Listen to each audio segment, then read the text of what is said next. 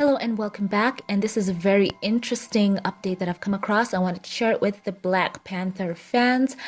And let's just go straight into this, courtesy of The Hollywood Reporter. And the article says, Marvel Studios' plans for the sequel to Black Panther are starting to come into focus. The sequel was sidelined due to the sudden and unexpected passing of star Chadwick Boseman, and a planned March 2021 production start was waylaid as filmmaker Ryan Coogler and Marvel tried to navigate grief and the need to move forward.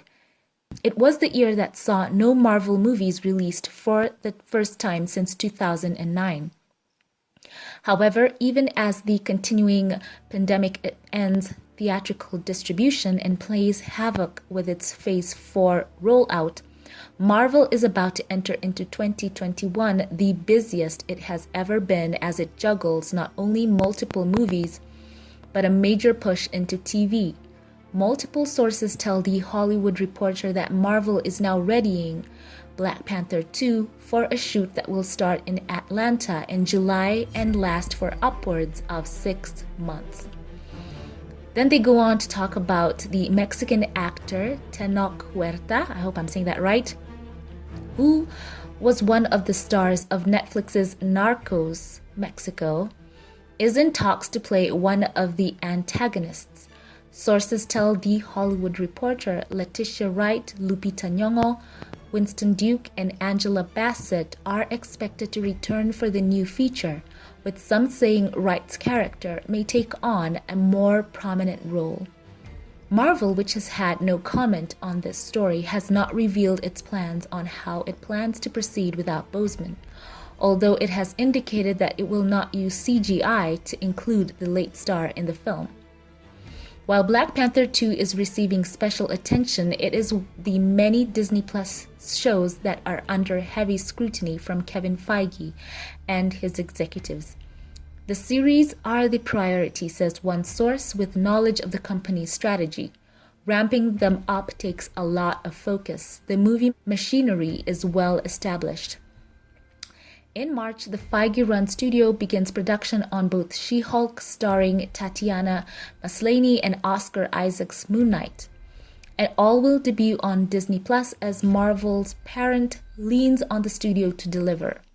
In the words of Disney CEO Bob Chapek, world-class franchise-based content to its 73 million global subscribers. The shows are launching, hopefully, franchises that are to tie into the movie side of the Marvel, and with merchandising, comics, and more across the Disney brand. So the article goes on to talk about WandaVision, starring Elizabeth Olsen and Paul Bettany, that will also debut on Disney Plus on January the 15th. And The Falcon and the Winter Soldier and other shows that they're working on to complete that were partially shot before the pandemic shuttered their productions. So back to the main story. Let me know what you think about the casting of this new actor. A lot of people online are already saying that perhaps he might be Namor. I'm sure a lot of theories right now are going around concerning him.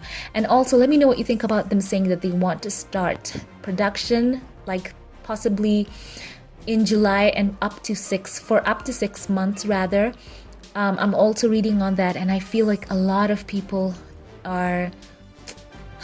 Well, we are obviously looking forward to Black Panther 2, but I think they're saying that Marvel should not rush this.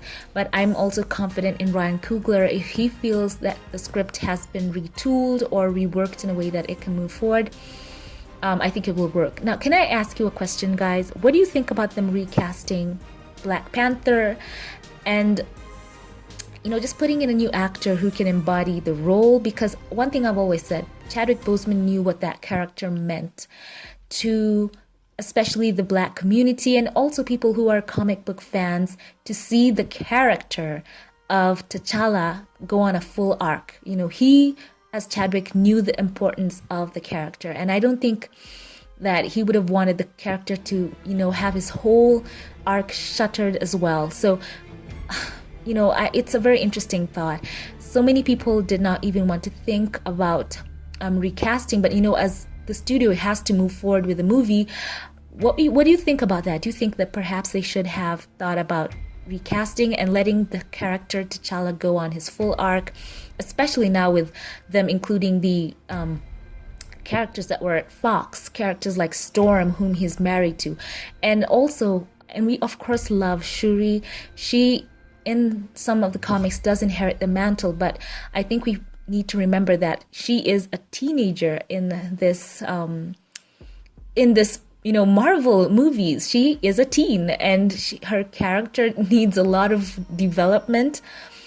Or I know I've also seen some people saying perhaps that the mantle should go to Danai Gurira's character, or perhaps Nakia, or just someone else who perhaps has a slightly more maturity to lead an entire nation.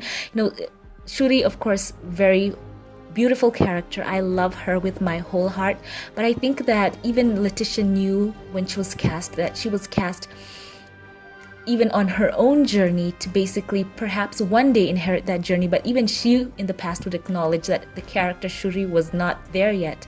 So I just want to be honest with you, and let me know your thoughts in the comments section. This is very interesting, but I'm happy for this actor.